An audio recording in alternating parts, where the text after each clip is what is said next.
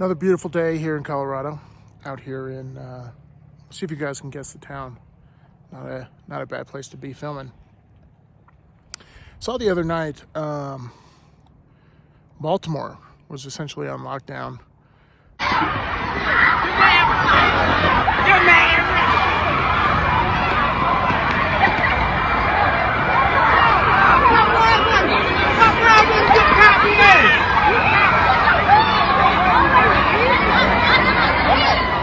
And the city, it's no surprise, combination of defunding police and police don't even want to work there, and then letting criminals out of prison. But the number of takers in cities is going to continue, in my opinion.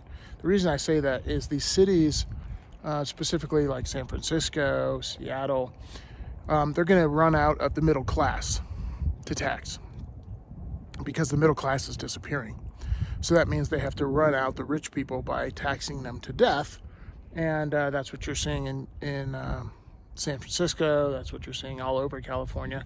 That's what you're seeing in some of these other cities that are defunding police.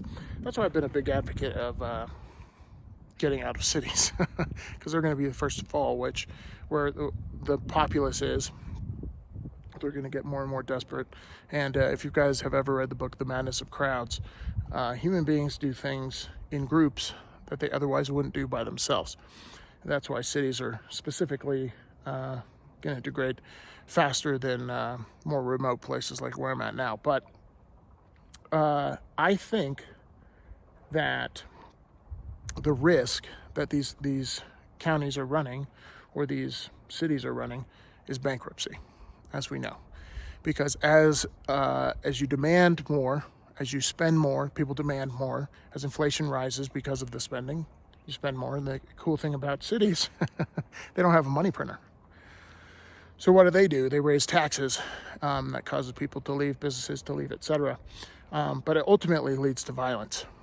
Poverty leads to violence. They can't pay their police force in a lot of these cities.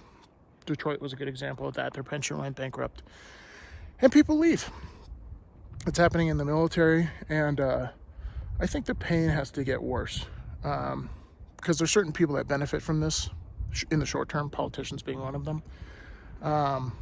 But you got to wonder what their goal is here. It seems like it's to tear society down, but when you reward, like the story I did the other day, you reward bad behavior, irresponsible behavior, low credit scores, and you give them a better interest rate on housing, what do you think is going to happen?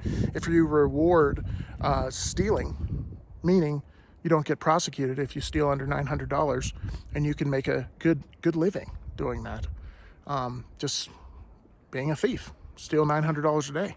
It's quite a bit of stuff to sell on eBay and whatnot.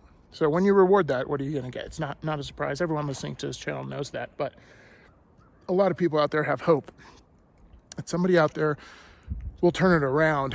But my opinion is these cities, the people that have their heads screwed on straight are leaving. So the voting populace is going to get further to the left and demand even more government stuff, right? And therefore raise taxes on the people that are still there. It's going to be a vicious cycle until they go bankrupt, in my humble opinion.